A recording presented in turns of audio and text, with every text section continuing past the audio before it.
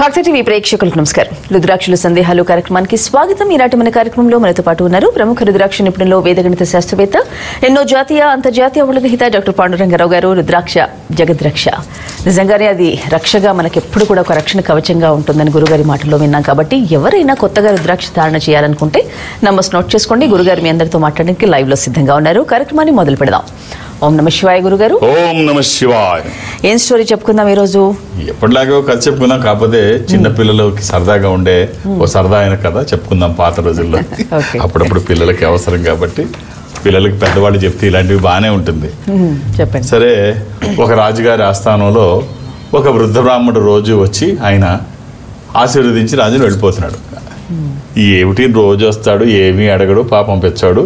అవును, ఒకరోజు ఏమయ్యా రోజు వస్తున్నారు మీరు, ఏంటి సంగతి, ఏం అడగరు ఏంటంటే, అయ్యా పేద బ్రాహ్మణ్ణి, ఏదైనా భూమి ఇస్తే బతుకుతాను. భూమి అందరూ ఏదో వల్లకాడు భూమి ఎక్కడి నుంచి తేవను అంటాడు.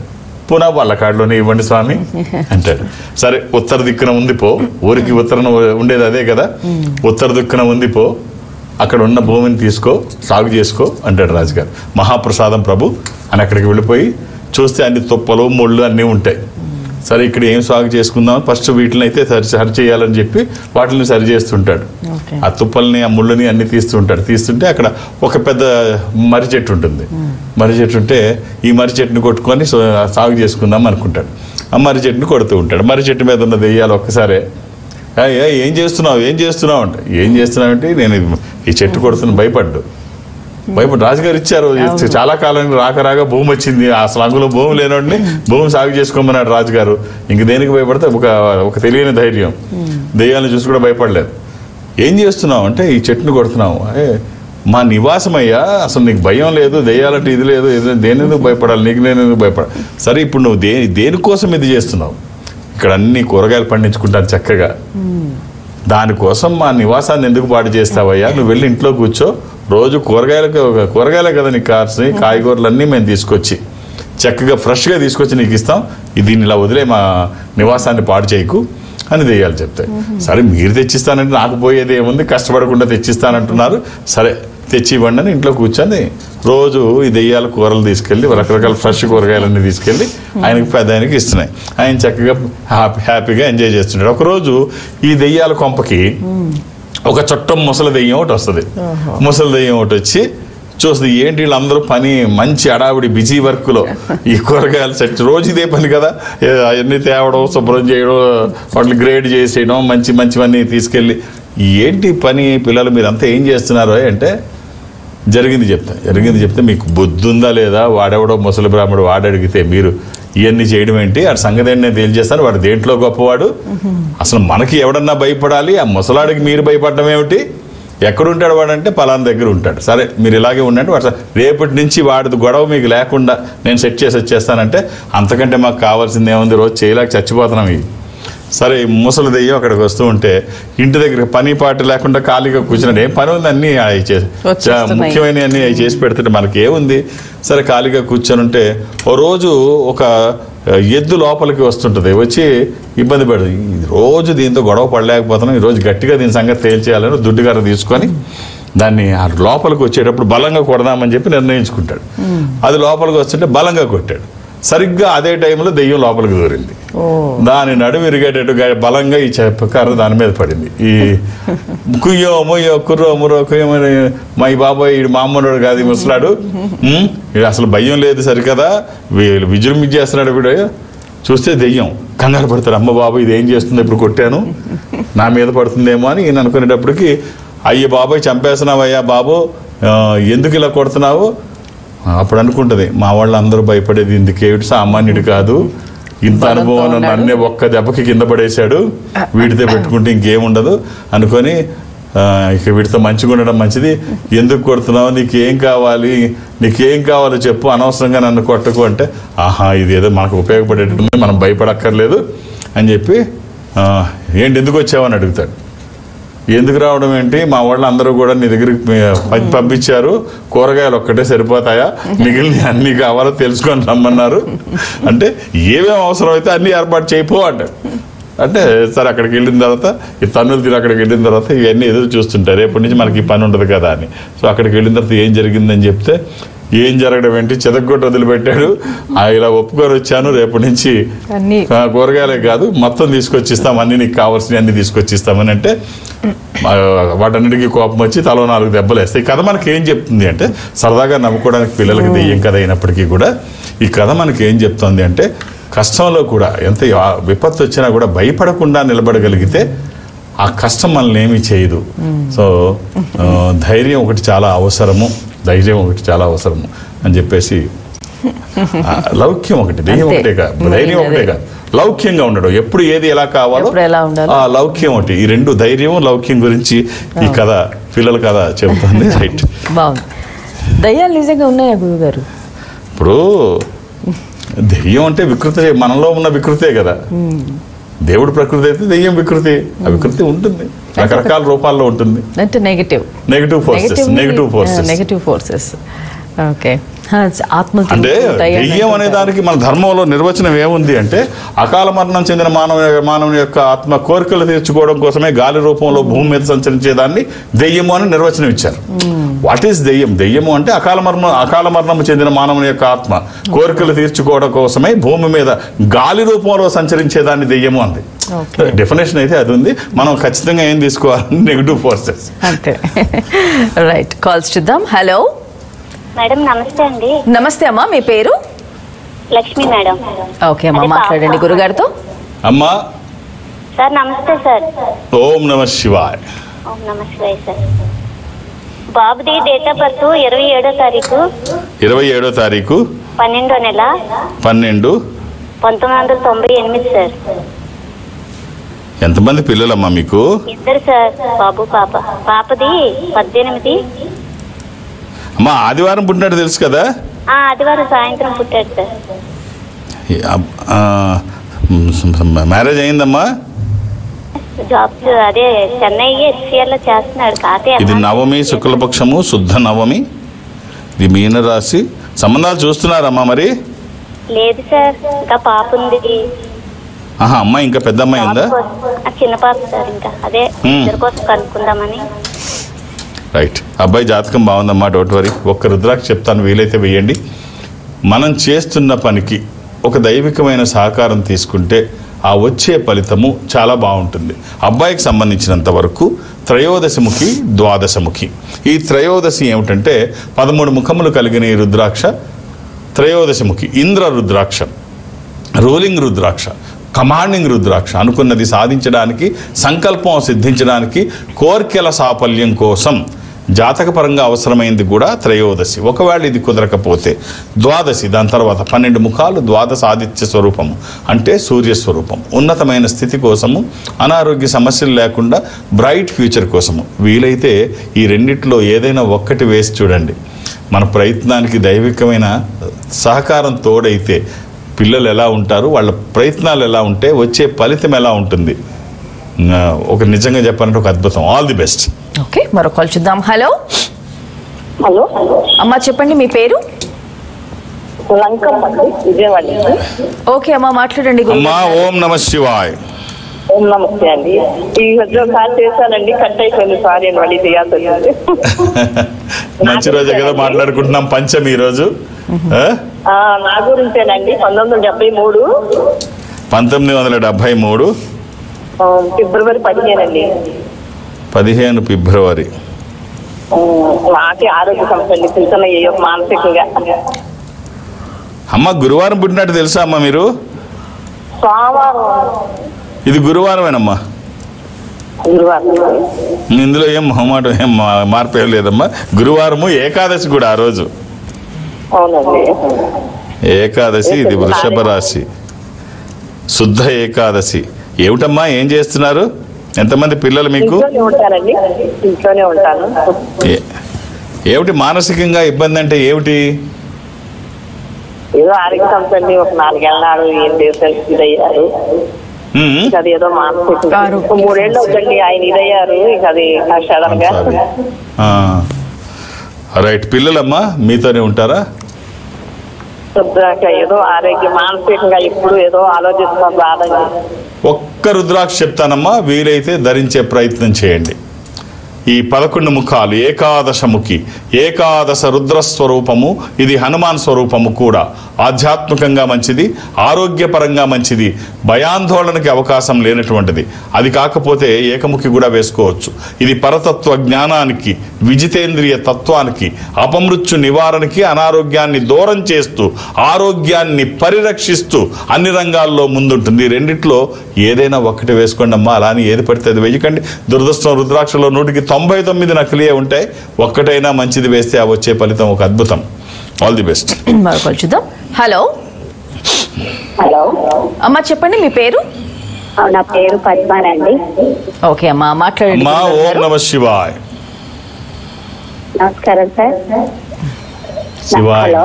అమ్మ చెప్పండి. డేట్ ఆఫ్ బర్త్ చెప్పండి అమ్మా. ఏమిటమ్మా? హలో అమ్మ, డేట్ ఆఫ్ బర్త్ చెప్పండి. 9/2/3/1990. మార్చి 2వ తారీఖు అమ్మా. మార్చి 2వ తారీఖు 3వ నెల 1992 అండి. 92. ఎవరిదమ్మా ఇది? మా బాబుదండి. అమ్మ, సోమవారం పుట్టినట్టు తెలుసు అనుకుంటాను. ఎంతమంది పిల్లలమ్మా? ఇది త్రయోదశి కృష్ణపక్షం అమావాస్య ముందమ్మా.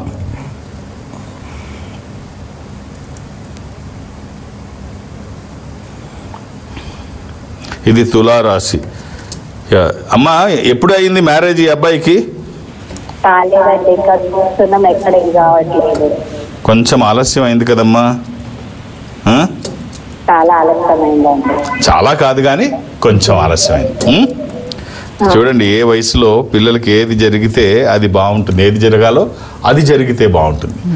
సో అన్ని దగ్గరకు వస్తున్నాయి. జాతకపరంగా ఏమి లేదు. మనం ఏమన్నా కొంచెం మన వైపు నుంచి తెలుసో తెలియకో పొరపాట్లు జరుగుతుంటే ఆలస్యం అవడానికి అవకాశం ఉంటుంది. అంటే జాతకపరంగా కానీ ఇంకో రకంగా అమ్మాయి నచ్చడం నచ్చకపోవడం కానీ, కట్న కానుకల విషయాల్లో కానీ, కుటుంబం విషయాల్లో కానీ, ఆర్థిక స్థితిగతుల గురించి కానీ, ఉద్యోగ వ్యాపారం ఇలాంటివి ఏదన్నా వాటి పట్ల ఏమన్నా మనం కొంచెం ఏమైనా ఇది చేస్తున్నామేమో చూడండి. సో జీవితం అనేది compromise. Life is nothing but compromise. ఎక్కడో దగ్గర కాంప్రమైజ్ అవ్వకపోతే ఇబ్బంది పడే అవకాశం ఉంటుంది. సో అన్నిటికీ సంపద, డబ్బే కాదు కారణం. కొన్ని మిగిలినవి కూడా కొన్ని పాటించాలి. డబ్బు అవసరమే కాదని అన్నాను. సో అందము, డబ్బు ఇవన్నీ అవసరమే. కొన్ని పాటించాల్సినవి కూడా ఉంటాయి. అమ్మ, ఒక్క రుద్రాక్ష బాబుకి వీలైతే అంటే ఒక కాంబినేషన్లో చెప్తాను. ఏకాదశముఖి, షణ్ముఖి, ఏకముఖి దోష నివారణకి, వివాహానికి ఆటంకాలు తొలగడానికి, జీవితంలో స్థిరపడడానికి. సో ఈ మూడిట్లో ఏదైనా ఒకటి కానీ మూడు కలిపి కానీ వేసిన తర్వాత బాగుంటుందని ఎవరు సర్టిఫికెట్ అవసరం లేదు. ఇది వేస్తే ఫలితం మీరే చూస్తారు. శుభం. ఓకే, క్యాంప్స్ గురుగారు ఈ వారం 6వ తారీఖు గురువారం నాడు బెంగళూరు. చాలా కాలం తర్వాత బెంగళూరు కార్యాలయానికి వెళుతున్నాను. సో బెంగళూరు నగరం పెద్దది. అక్కడ అంటే మనం అనుకుంటాం కన్నడ రాజ్యం కదా అని, కాదు. సగం మంది తెలుగు వాళ్ళే ఉంటారు. అందరూ ఇంచుమించుగా అందరూ తెలుగు మాట్లాడతారు. అంతేకాకుండా లింగాయత్ సొసైటీ ఎక్కువ ఉండేటువంటి రాష్ట్రం. హుబ్లీ, ధార్వాడ్ లాంటి పూర్తి లింగాయత్స్ ఉండేటువంటి జిల్లాలు ఎన్నో ఉన్నాయి అక్కడ. సో రుద్రాక్షల పట్ల అవగాహన, శివతత్వం గురించి బాగా నాలెడ్జ్ ఉన్నటువంటి ప్రదేశం. సో ఎక్కువ నాకు రష్ ఉంటుంది. మీరు అర్థం చేసుకొని సహకరించండి. వేరువేరు సెల్ ఫోన్లోంచి వేరువేరు పేర్లు నమోదు చేస్తున్నారు. అది ఇబ్బంది అవుతుంది. అలా జరగడానికి వీలు లేదు. కొన్ని గంటలు, నేను మధ్యాహ్నం 1 గంట వరకే ఉంటాను. ఈ లోపు ఈ రష్ అంతా చూడాలి. అర్థం చేసుకొని సహకరించండి. ఎవరిని డిసప్పాయింట్ చేయను, చూసే వెళతాను. మీరు 2-3 పేర్లు ఇస్తే మాత్రం కష్టం. నేను 1 గంట వరకే ఉంటాను. అలా చేయకండి. ఎక్కడెక్కడి నుంచో, ఇప్పుడు బెంగళూరు వరకు కేవలం బెంగళూరు లోకల్ వాళ్ళే రారు. కర్ణాటకలో ఎక్కడెక్కడి నుంచో వస్తుంటారు. సో కాబట్టి మీరు దూర ప్రాంతాల నుంచి వచ్చిన వాళ్ళకి కూడా సహకరించండి. అర్థం చేసుకొని, ఇదే ఎమర్జెన్సీ కాదు, మళ్ళీ నేను వచ్చినప్పుడు చూడవచ్చు. మీరు అర్థం చేసుకొని సహకరించండి. ఒక్కొక్క పేరు మాత్రమే నమోదు చేయించండి. 2-3 పేర్లు మీరు రాస్తే మొదటి పేరు కూడా మా వాళ్ళు తీసేసే ఇబ్బంది ఉంది. అక్కడ వరకు మీరు వచ్చి రిటర్న్ అయితే మీకే కాదు నాకు కష్టం అనిపిస్తుంది. అర్థం చేసుకొని సహకరించండి. ఒక్కొక్క పేరు. ఇక హైదరాబాద్లో నన్ను కలవడానికి శని ఆదివారాలతో కలిపి అన్ని రోజులకి హైదరాబాద్కే పరిమితమై ఉంటాను. నన్ను కలవడానికి ఎలాంటి రికమెండేషన్ అవసరం లేదు. నేను ఎవరికి అపాయింట్మెంట్స్ ఇవ్వను. ఇవన్నీ నన్ను కలవడానికి ఏం అక్కర్లేదు. నేను ఉన్నప్పుడు వస్తే చూసేస్తాను అంతే. అలాగే దూర ప్రాంతాల నుంచి వాళ్ళు కూడా ఇక్కడి నుంచి ఇక్కడ వరకు రావాల్సిన, అంటే సపోజ్ రాజమండ్రిలో ఉన్నారు, రాజమండ్రికి దగ్గరగా ఉన్నారు, రాజమండ్రి కార్యాలయానికి వెళితే వాళ్ళు ఏం చేస్తారంటే ఒక స్పెషల్ స్క్రీన్ ముందు ఒక రూమ్లో కూర్చోబెట్టి ఒక స్పెషల్ స్క్రీన్ ముందు మిమ్మల్ని కూర్చోబెడతారు. ఇటుపక్క ఇక్కడ నేను ఉంటాను, ఎదురుబదురుగా కూర్చొని మాట్లాడుకునేటువంటి అవకాశం ఉంటుంది. ఆ రకంగా నన్ను కలిసిన, అంటే ఎక్కడ ఈ సంస్థకి దగ్గరగా మీరు సౌత్ ఇండియా నేను అటెండ్ అవుతాను, సౌత్ ఇండియాలో ఈ సంస్థకి దగ్గరగా మీరు ఎక్కడున్నా అంటే అది చెన్నై కావచ్చు, బెంగళూరు, విశాఖపట్నం, విజయవాడ, తిరుపతి, రాజమండ్రి, శ్రీశైలం, వేములవాడ, కాళహస్తిలో ఏదైనా మీరు అక్కడికి వెళితే మా వాళ్ళు నాతో మాట్లాడించే ప్రయత్నం చేస్తారు, మాట్లాడే ప్రయత్నం నేను చేస్తాను. ఆ విధంగా నాతో మాట్లాడిన, డైరెక్ట్గా హైదరాబాద్ వచ్చి నన్ను కలిసిన, 6వ తారీఖు గురువారం బెంగళూరులో కలుద్దాం అనుకున్నా, ఒక్కొక్క డేట్ ఆఫ్ బర్త్ మాత్రమే చూసే అవకాశం నాకు ఉంటుంది. అర్థం చేసుకొని సహకరించండి. ఓకే, మరో కాల్ చూద్దాం. హలో, చెప్పండి మీ పేరు? నా పేరు సాయి అండి. మా బ్రదర్ గురించి ఫోన్ చేశాను. సాయి గారు నమస్కారం గురుగారు. ఓం నమ శివాయ. ఎలా ఉన్నారు? బాగానే ఉన్నాను. డేట్ ఆఫ్ బర్త్ ఇస్తారా? డేట్ ఆఫ్ బర్త్ 12 ఆగస్టు 1997 అండి. 12 ఆగస్టు? అవునండి, 12 ఆగస్టు 1997 అండి. 97. తమ్ముడుదా ఇది? అన్నయ్య. మంగళవారం పుట్టినట్టు తెలుసా మీకు? అవునండి, మంగళవారం అండి. ఎక్కడి నుంచి మాట్లాడుతున్నారు మీరు? నేను వైజాగ్ నుంచి మాట్లాడుతున్నాను గురుగారు. నవమి శుక్లపక్షము, శుద్ధ నవమి. ఇది మీరు వృశ్చిక రాశి చూస్తున్నారు, ధనురాశిలోకి వచ్చిందండి. ఇది ధనురాశి, మూలా నక్షత్రం చూడాలి. మీరు జ్యేష్ఠ వృశ్చిక రాశి చూస్తున్నట్టున్నారు, అవునా? ఏమండి? అదే నేను చెప్తున్నా, మీరు వృశ్చిక రాశి జ్యేష్ఠ నక్షత్రం చూస్తున్నారు, ధనురాశి మూలా నక్షత్రం ఎంటర్ అయిందని స్పష్టంగా చెప్తున్నాను. రైట్ అండి, పర్వాలేదు, నథింగ్ రాంగ్. ఏముంది, ఒక్కో పంచాంగంలో ఒక్కొక్కటి అది తప్పు కాదు, ఇది తప్పు కాదు. నాకున్న సౌలభ్యం ఏమిటంటే నేను స్వయంగా చూసుకుంటాను కాబట్టి ముందేముంది, వెనకేముంది, మధ్యలో ఏముంది చూసుకోవడానికి అవకాశం ఉంటుంది. భగవంతుడు అవకాశం ఇచ్చాడు. రైట్, మీ అన్నయ్య కోసం ఒక్క రుద్రాక్ష చెప్తాను, వీలైతే వేసి చూడండి. ద్వాదశముఖి రుద్రాక్ష, 12 ముఖములు కలిగిన ఈ రుద్రాక్ష ద్వాదశ ఆదిత్య స్వరూపం, అంటే సూర్య స్వరూపము, ఉన్నతమైన స్థితి కోసము, అనారోగ్య సమస్యలు లేకుండా బ్రైట్ ఫ్యూచర్ కోసము ఈ ఒక్క రుద్రాక్ష వీలైతే వేయండి. అష్టముకి కూడా మీ బ్రదర్కి వేయచ్చు. ఇది గణపతి స్వరూపము, ఆటంకాలు లేకుండా ముందుకు వెళ్ళడానికి శుభం. మీరు ఏ ఎక్స్ప్లెనేషన్స్ ఇచ్చినా, ఏ స్టోరీస్ చెప్పినా రామాయణ మహాభారతాల నుండి తీసుకుంటారు. దాంట్లో మంచి చాలా విషయాలు మనం కృష్ణుడు బోధించినవన్నీ కానీ, రాముడు బోధించినవి కానీ అన్ని చెప్తున్నప్పటికీ కూడా నెగటివ్ ఫోర్సెస్ కూడా ఉన్నాయి దాంట్లో. అందుకే కదా యుద్ధాలు జరిగినాయి. కానీ సో అశ్వత్థాముడు గురించి ఏం చెప్తారు? ఆయన మంచివాడా చెడ్డవాడా అసలు? అంటే అశ్వత్థామ ద్రోణుడి విషయంలో చూస్తే ఎక్కడ కొడుకు విషయంలో ఎక్కడ తప్పు చేయలేదు, ఆయన చేయగలిగిందంతా చేశాడు. అశ్వత్థామ వైపు నుంచి చూస్తే మాత్రం నెగిటివ్ క్యారెక్టర్ అని చెప్పాలి. ఇప్పుడు అంత మహోన్నతమైనటువంటి ద్రోణుడు పుత్రుడు అయ్యుండి ఎవరు హర్షించని పనులు కాదు, హర్షించే పనులు ఎక్కడ చేయలేదు. ఎంత దుర్మార్గమైన పనులు చేశాడంటే తనని విలన్గానే, అంటే మనం ఎప్పుడు పాజిటివ్గానే మాట్లాడతాం, నెగిటివ్ విషయాలు తక్కువ మాట్లాడితే అప్పుడప్పుడు చెడు మాట్లాడితే కదా మంచి గురించి తెలిసేది.